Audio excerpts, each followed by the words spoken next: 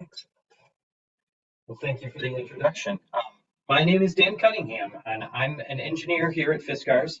We're up in the chilly Wisconsin. We just got about an inch of snow, so hopefully you've been feeling some warmer climes than us. But I've been with Fiskars for about 12 years. I've had my hands in a lot of the tools that you will see here, and as part of in my engineering tasks, I've been deemed the teacher for a lot of different things. So I've been giving tool schools for Michael's last year, as well as kind of individually for other groups as well. But here we're happy to discuss the basics and a little bit of the selection of rotary cutters. I'm joined here by Holly. Holly is a product manager. You want to introduce yourself? Unmute. Hi everyone, I'm Holly. I'm a product manager for our sewing and quilting team at Fiskars, and I'll be here to help Dan answer any questions that you guys have, and looking forward to it. Great, thank you. This presentation will take, give or take about 15 minutes out of 30. So it might be 30, might be 45, but there should be plenty of time for questions. So either send it in the chat and Holly will be able to answer it either in the chat or she'll forward it on to me. If it's relevant right at a particular time, Holly, feel free and chime in, but otherwise, if I've got some time at the end, we definitely can come back to anything that we've discussed. So without further ado, let's get started. So this tool school, as I mentioned, is about rotary cutters. And everyone should be familiar with our orange handled tools, scissors, basic scissors. And scissors are great tools, but scissors are great at particular things. You know, they're great for trimming edges, giving you detailed control when you're cutting. But when you're cutting long straight lines, sometimes it can get kind of tedious with scissors. Additionally, when you have multiple layers that you're going to want to cut, sometimes scissors don't make the cut, sorry. But in those situations, that's when we look towards rotary cutters. So you're in this class, you're probably familiar with rotary cutters, but the basics of them is they are great at cutting long straight lines. You can cut multiple layers at a time, and they are a part of a system of tools, which include a mat, a cutting mat, and a ruler, which we will get to. But there's a variety of rotary cutters. And so you're probably in this meeting because you're interested in learning about the different kinds of rotary cutters. So I hope to be able to show you all the different kinds of rotary cutters, what makes them unique, what makes them work, and why you should choose one over another. So to get started, there are some very basic terms that we can define that help us to determine the difference between almost every rotary cutter on the market. And those differences take place in one of three things. They're either going to be different blades, different safety features, and the different handles. And I will kind of talk about each of these in a little more detail, but as a rough overview, there are about three sizes of blades. They're really, really sharp. Handles come in a couple different shapes, whether they are straight or what we would call bent, and I'll explain why they may be interesting to you. And then every rotary cutter has some sort of safety feature because these blades, like I mentioned, are very, very sharp, but the particular safety features might vary from rotary cutter to rotary cutter. So when you go to the shelf, say Michael's shelf, or if you're shopping online, you might see this big variety of rotary cutters, and you might say, well, which one should I choose? What is it about each one that appeals to me? And so this is where I'm going to break that down. And remember, I mentioned blades, handles, and safety features. So going in order, we're going to look at blades. I mentioned there are three main sizes of blades. We measure these in millimeters, but you can think about them as kind of small, medium, and large. We label them as 28, 45, and 60.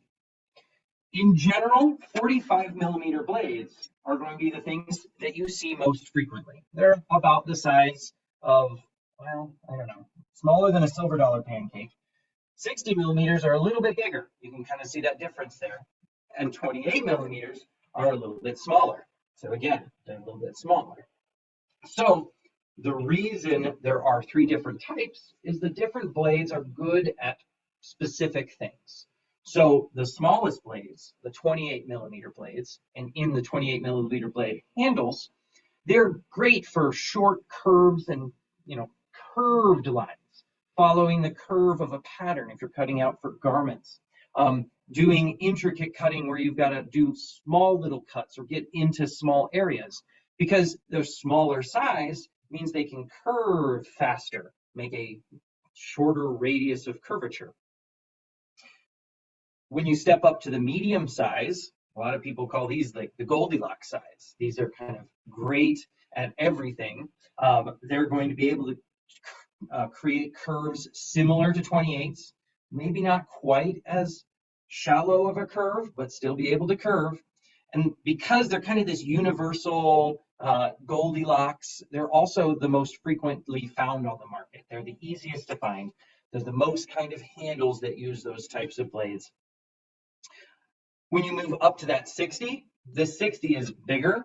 So most people think it can cut thicker material. That's usually the case. It depends a little bit on the handle, and I'll point that out in a bit.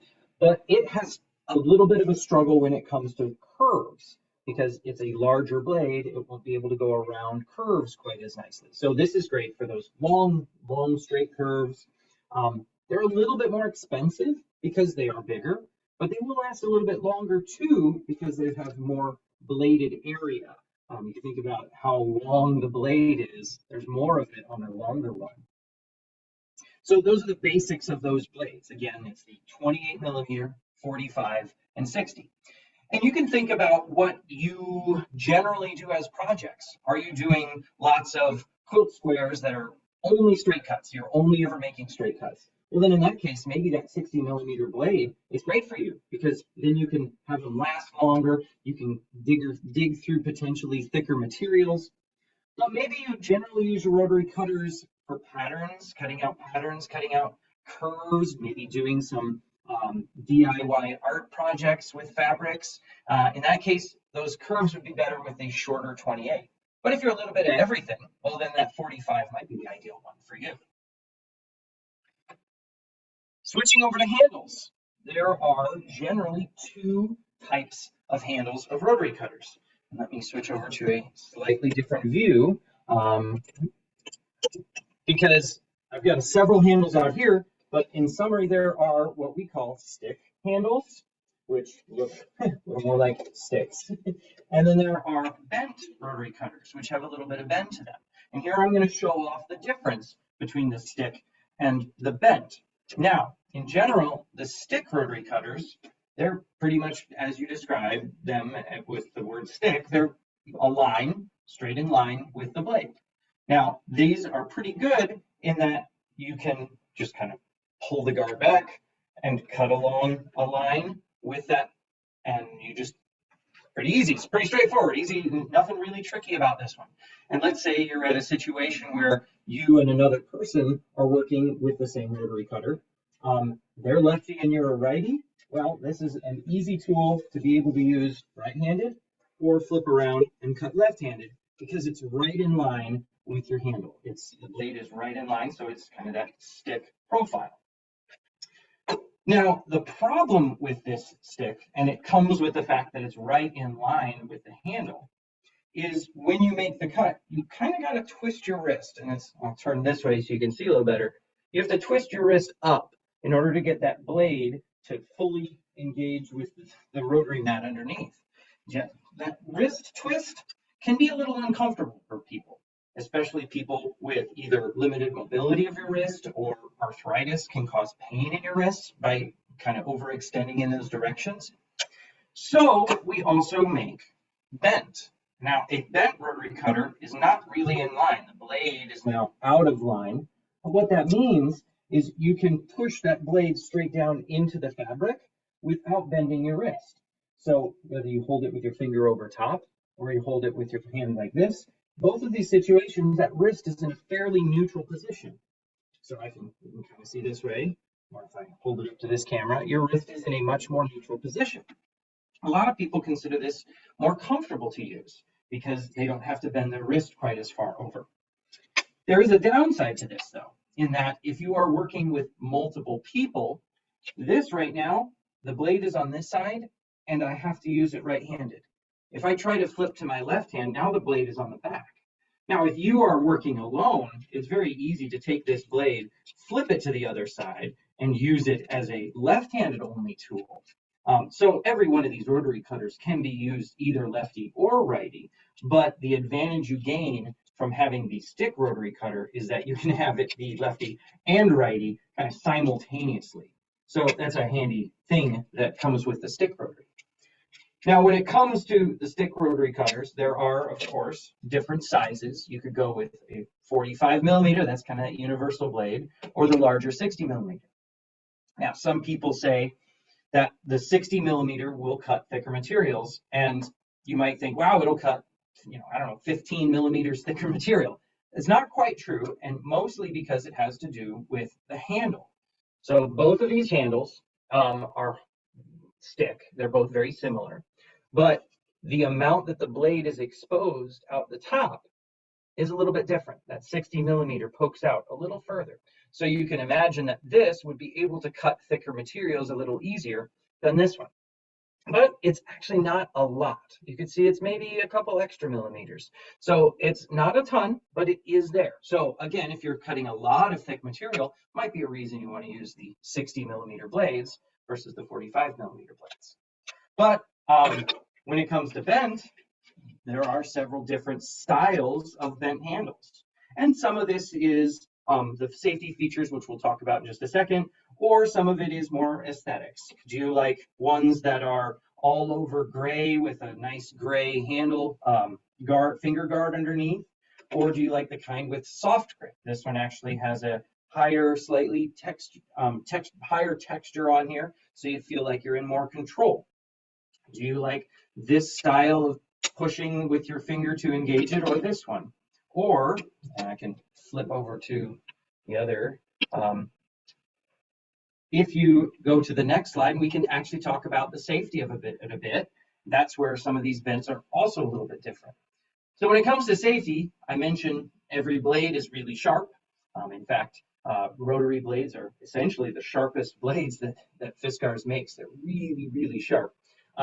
So they require this additional safety. And in every case, it's some amount of protecting you from the blade. And there's generally two ways to do that. You have a guard, this gray is a guard that could slide away from the blade. So you can see that was just moving right out of the way. One advantage that has is this blade is always very rigidly secured to the handle. It feels very tight. It's no issues. You're comfortable with it. One of the downsides is it's sometimes a little bit hard to tell whether that guard is in place or not. So you're working alone, don't have any pets or cats. This it's always up to you to make sure you get this closed, but it will generally be pretty safe. But there's another style, and that's actually moving the blade away from the guard. So in this case, the guard doesn't move, this circle being a guard, but the blade extends out past the end of the guard. Now, one advantage that has is it makes it very obvious that the blade is exposed. It looks a little bit off center in this case. This would lock down, but you push the button on the side and it springs back into place. So it's always very easy to protect it. The other method of moving the blade is this stick rotary cutter. This stick rotary cutter has a trigger, and if you push the trigger up, it pushes the blade down. So this is a handy way to make sure that whenever you set it down, it's protected. There's no chance of it being kind of unsafe when it's set somewhere. Now this does, if you don't like it, it has a lock that you can engage to keep it in place. So it's a kind of a manual override, but that also means it can have a lock that keeps it from being able to push a trigger. So this is an additional safety feature on this rotary cutter that you can lock it that in case you're going to set it down for a while and you might have a cat jump up or something. So that's kind of a nice safety feature. But whether or not it has the blade moving or the guard moving, those safety features are going to be universally there. It's going to keep you safe from that blade. So putting all of those things together, sizes of blades, types of handles, and method of safety, we can start to look at this big pile of rotary cutters again and break them down. And for instance, this rotary cutter here, let's look at that. For instance, that's a 28 millimeter blade, this small blade. It's a stick handle. You see how it's right in line. And it's got a moving guard. Can't see that here because it's a little harder to show in animation.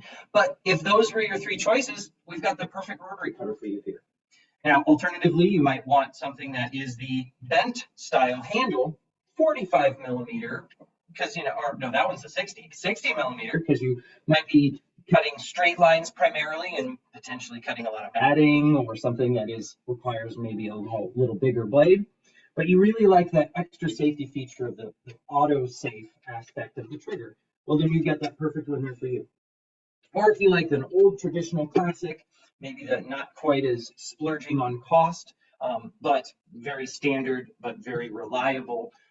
The one on the top there with 45 millimeters, the moving blade, and the bent for ergonomics, those are all really handy for you. That would be the perfect one for you. So again, thinking about the blade size, the handle shape, and the method of safety will get you kind of that perfect system of a rotary cutter. Now, I do like to talk about some other cool aspects, specifically about Fiskars rotary cutters. And the first one that I like to talk about is what we call the easy blade change system. So there is a common belief and well-founded belief that changing your blade on your rotary cutter is a scary proposition. And it can be because those blades, like I mentioned, they're very, very sharp. So in the past, what we've seen for rotary cutter blade changes would be that you would have to take the small nut on the back of the rotary cutter, remove it on the one side, don't lose it, you have to put it back, but then you can take off the center pin and get access to this blade. Now, you can just slide it right off the tool and dispose of it, and then put the new one right in place back on it, but a lot of times they fall to the table, and so then you can't really pick them up very easily. You got to slide it to the edge of the table, and that's kind of one of the scary things people really don't like. So what we introduced was a very interesting system built into the handle itself that similarly, you take the nut off the back, but now you can flip up a small little lever, and when you pick it up, the blade is magnetically attached right to this thing that you're holding onto. And then Fiskars, in our rotary blade replacements, have a handy little plastic tray that you can push the center pin right through, set it there, and now that's your old one. And you put it right down in here, and that's your new one. And so you can make this change without hardly ever having to touch it. Ooh, I put it on the wrong rotary, but in fact, it sometimes works. So in this case, that goes right back on, and you put the nut back on. And you didn't have to do any of that table sliding. You're able to kind of make that blade change in a very handy way without needing to slide your fingers along blades or figuring out how to manipulate it. So that easy blade change comes in a couple different versions of the handles, not in all of them, but they usually call them out right on package. So you should be able to tell which one's those easy blade change. Another very cool feature is a variety of colors. And it's not for every one of our rotaries, but several of our rotaries come in what we call fashion colors. And they're out there really so that they can help you match your style, match it to the accessories that you have, other sewing accessories. And if you don't have any yet, we even sell some sewing kits that include several different tools. You can see at the bottom there of scissors, rotaries, snips, all in matching colors. One, I have an example here, and it's hard to see in video, but it's a shiny white with gold glitter throughout, and you can see that right at the top here. And it's really, even the picture on the side.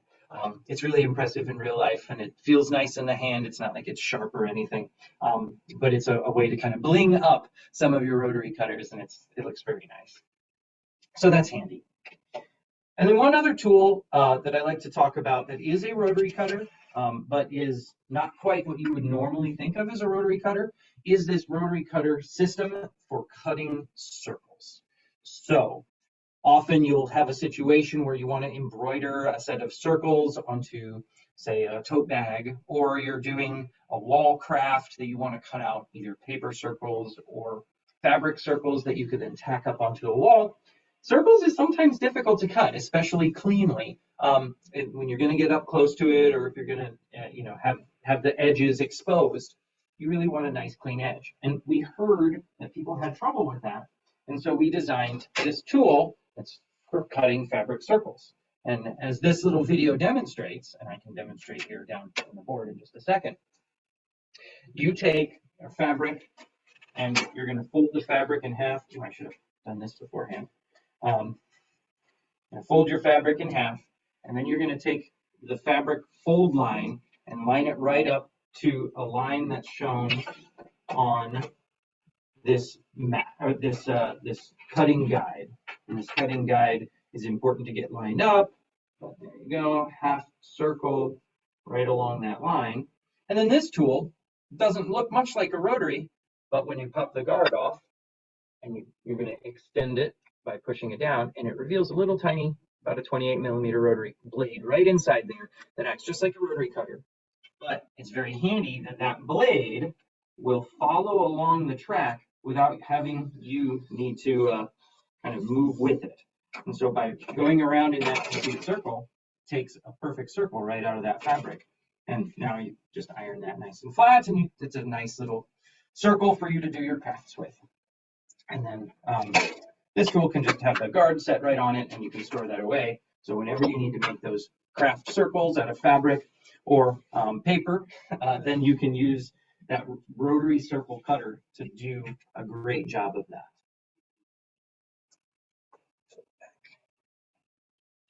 So that is that rotary circle cutter. Now, I mentioned at the beginning that rotary cutters are a system of tools. And up until now, I was talking almost exclusively about the actual rotary cutter itself, the thing you hold in your hand that is making the cut. That is the stuff that has the most variety. But this entire system of tools consists of that rotary cutter, plus a ruler, plus a cutting mat. And really, those are the big three to use. You always need a cutting mat to go with your rotary cutter, because if you take one of these very sharp blades and you cut through your fabric, it's going to slice right into your table.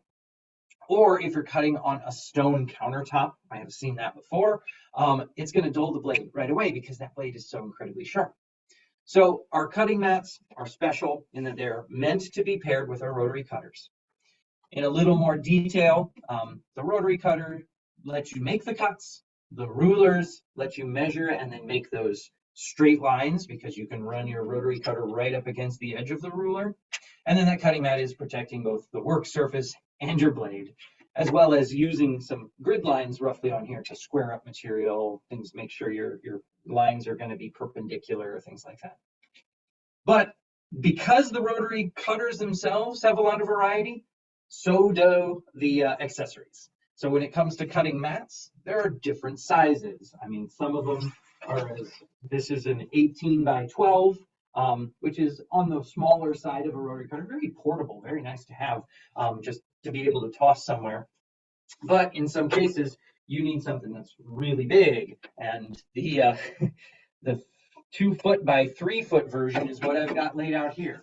Big, nice work surface to work on. You don't have to worry about falling off the edge of a small mat because all of my material can be placed right on that big work surface. There are 2 additional cool features of this. Some of these mats, the cutting mats, fold. And there's 2 different sizes of folding cutting mats. The first is an 18 by 24, so it's a medium-sized thing. It folds in half, and you can see this is that 18 by 24.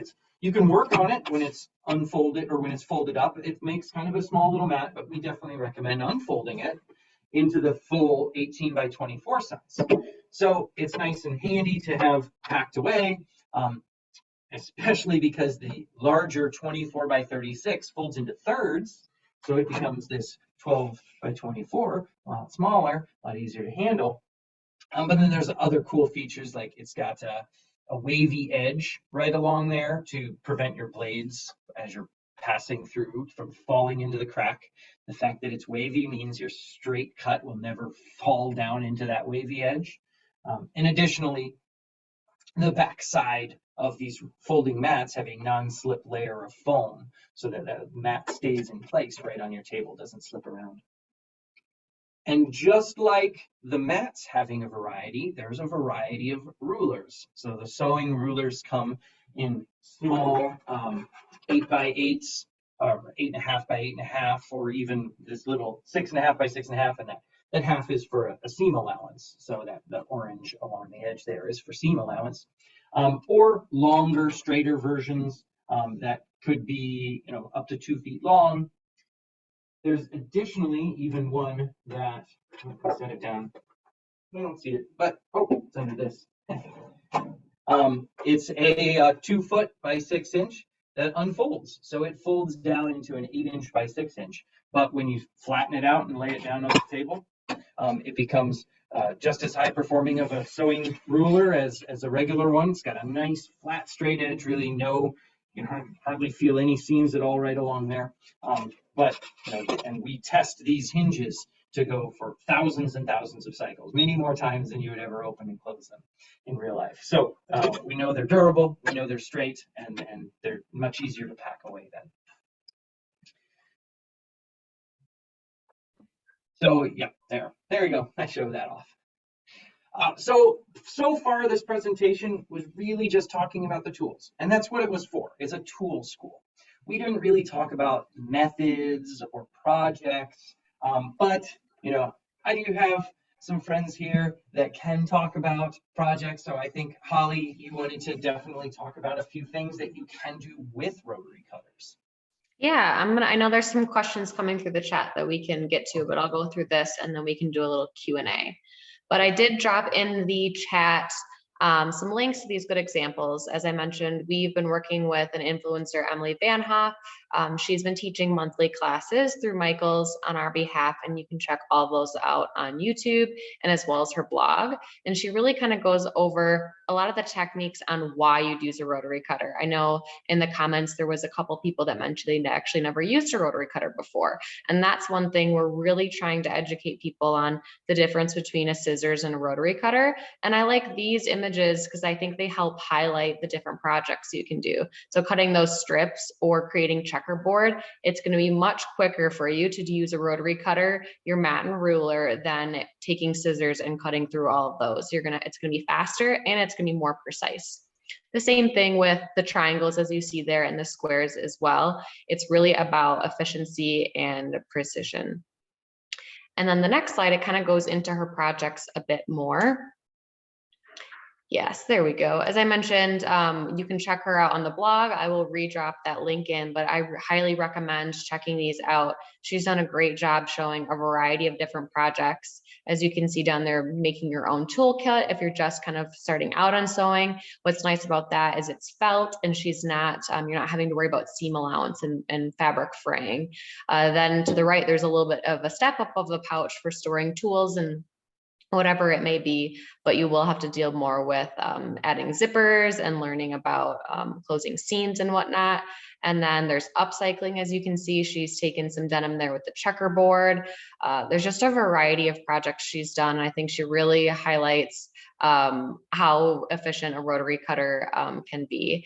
And then, as I mentioned, her classes are also on YouTube. So if you learn really better watching that step-by-step, otherwise she has great step-ups on her blog. So just a little plug there if you're really kind of wanting to make that step further after you've learned about the tools today and you're like, they're really cool, but I'm still kind of wondering, how do I take that practice and put it into a project?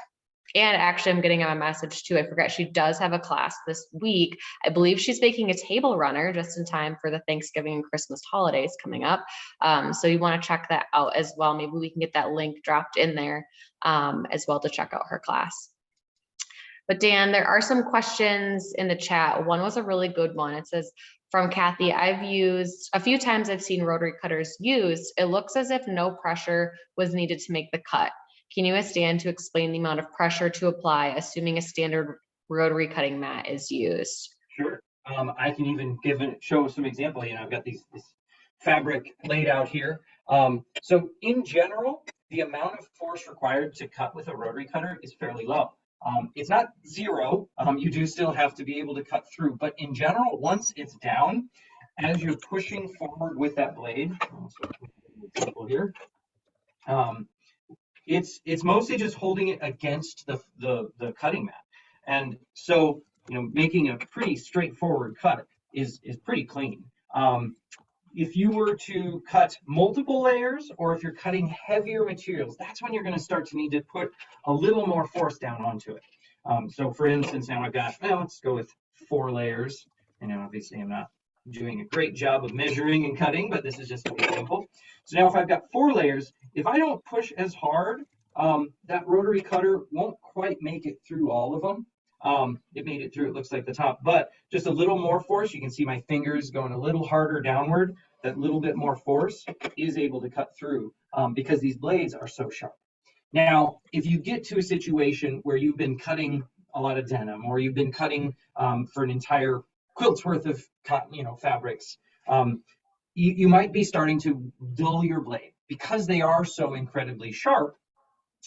They do tend to make it harder to cut as you dull the blade. So you recommend, if you're starting to have to push really hard down to cut through, might be a good time to change those blades. Fiskars does sell 2 packs at Michael's, and I believe at Michael's they sell a 5-pack, but I forgot to look that up to see. But Fiskars does sell in general multi-packs of many of our blades, because they are going to encourage you to change those blades. You really don't want to get to the point where you're pushing really, really, really hard, because that's when it can become a little less safe. So as much as the guard is keeping you safe when you're not using it, when you are using it, that blade is exposed. And if you have to push really hard, you might slip. So when it's starting to get harder to push down, that's when you might want to change those blades. So I hope that helps. Yeah, that was great. There's another question regarding the size of a cutting mat. And I kind of just wanted to address this one versus responding in the chat. So they asked, deciding between 18 and 20 by 24 and a 24 by 36. Obviously, if you have the space, I would always go for the larger size, but also think about the size of the projects you're making. For example, if you're folding a bolt of fabric or a fabric in half, typically it's gonna fit onto the 24-inch width as you're folding the 44 inches in half from the store. It just depends on the size. So you definitely can get by on an 18 by 24, but if you're working with larger projects, you wanna have a little bit more visibility and a little bit more space, I definitely would recommend trading up to that 24 by 36. But if you're limited to space, you can definitely make that 18 by 24 work. Something I can add to that, if that's okay. These mats are great universal workspace mats. They're great for if you're using craft knives to do some intricate cutting. They double up for that as well. They're great for they're nice, solid, hard surface that can generally stay clean. But I do want to note that you should not iron on these mats. Vinyl, the material that these are made of, do not react well to heat. And so they can warp or damage. So that's something to keep your mat healthy by keeping it out of heat.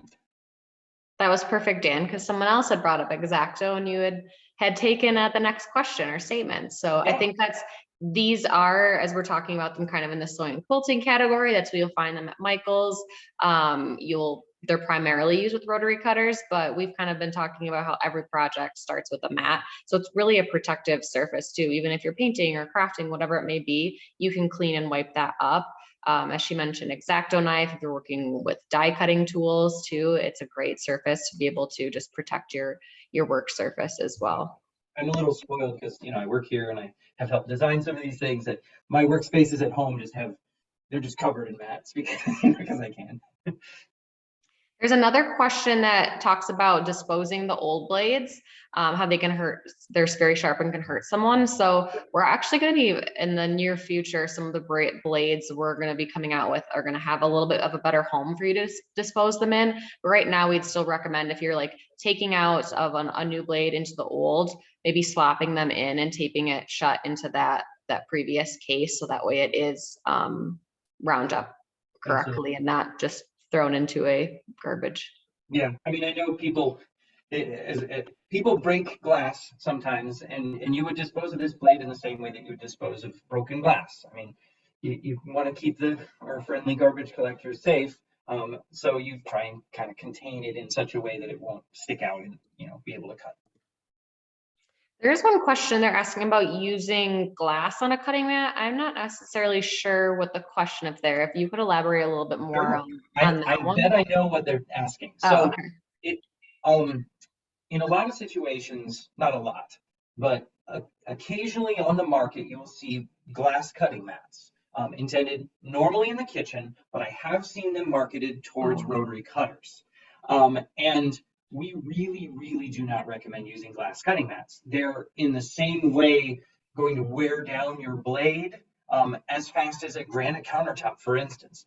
Mhm. We've done some sharpness testing of our blades and how long they last on certain things. And we test them against our cutting mats, and you're like, all right, so after about 1,000 cuts, you're able to see the difference in the sharpness. Well, when we tested it on a glass cutting mat, it was about 2 cuts that we saw, wow, now those are considered dull. So really, I'm maybe for your kitchen where the knives that you're using aren't quite as sharp as a rotary blade, those might be okay to use, but we definitely never recommend using glass cutting mats for rotary cutting. Great. I thought she was talking about using glass on a cutting mat. So perfect. Thanks for translating. One other question was, what are rotating mats good for? And that's another good question I thought we could talk about. And that's for not having to move around your space. If you're either doing curves or you're working on quilt squares, triangles, appliques, whatever it may be, you can spin the mat so the base stays there and the top spins. So you're not having to maneuver around the desk or pick up your material and move that. The space moves it for you. And it looks like Dan's going to do a little demo here for us. Yes, so I found one over. It's nice to be in the office. But you know, a rotating mat like this is a 12 by 12, or well, it's actually 13 by 13. It looks like. Look at that. Or 14 if you include the outside. But it has just 2 parts. One with a circle indentation and one with a raised area with a non-slip back. So the idea being that you can work with material that if you wanted to, well, this isn't a real example here, but if I were going to be cutting a square out, you know, you'd cut one and then you just pick this up and rotate it. And now you don't have to move any of your material. You don't have to move the position of your body. It's quite easy to be able to cut, say, 4 edges out. I'm going to try and line them up here, make a pretty decent square. But yeah, that rotating mat, it makes it really handy for doing that when you're working. Look at that beautiful square, Dan. It's a little rectangular. I didn't really measure. And Emily, as I mentioned, I'm going to keep saying her name. She offers some great projects as well. She uses that for some of her things she's making. And they're asking what size. So this is the size that's available at Michael's right now currently. So it has our measurements of 12 by 12, but the full space, I believe, is 14 by 14. Yeah, and it's actually, it measures 13 by 13. But, you know, it is bigger than that. It's got kind of the outside edge that so it'll take material up to 14. Any other last questions by those out there?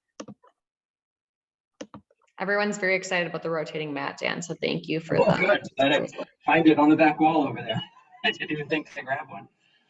We have one more coming in. How do you avoid to cut the ruler while you're cutting the fabric? No, that's a great question. So our quilting rulers, or the sewing rulers, are pretty thick.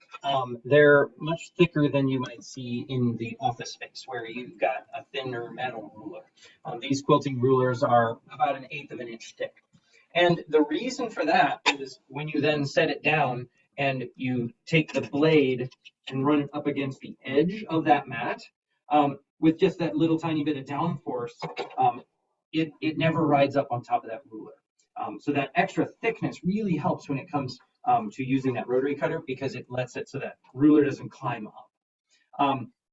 It is something you need to pay attention to because if you're not paying enough attention, it can go up on the edge of the ruler. But you know, doing that right now, let's see if I can even see a mark.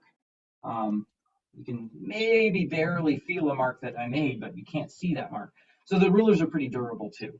I guess probably the The more risk would be to dulling your blade prematurely if you're climbing up on that ruler. But in general, right up against the side of the ruler, perfect. You never have any issues. Wonderful. And I'm dropping in a link to the rotating mat, as everybody seems to be very excited about that. Otherwise, you can stop by your local Michael's. I'll make sure and have that ready for demo next time too. All right. And I did drop in earlier, just a reminder too, that we're so lucky. If you go to michaels.com/Fiskars, you can see all of our product there in shop. Fiskars products in a nice manner. Everything is kind of laid out, and we're not just in the sewing and quilting category as well. So lots of tools for you to check out. And it sounds like just lots of people thanking you for your time, Dan. Oh, it's my pleasure. I'm always enjoying connecting with consumers and hearing the good questions that they have, and being able to demonstrate a lot of these tools. So many of them are great in ways that are hard to see when you see the product on the shelf, that these types of tool schools and teaching really help to kind of demonstrate their goodness. Thanks so much, Dan. Thank you everyone for attending.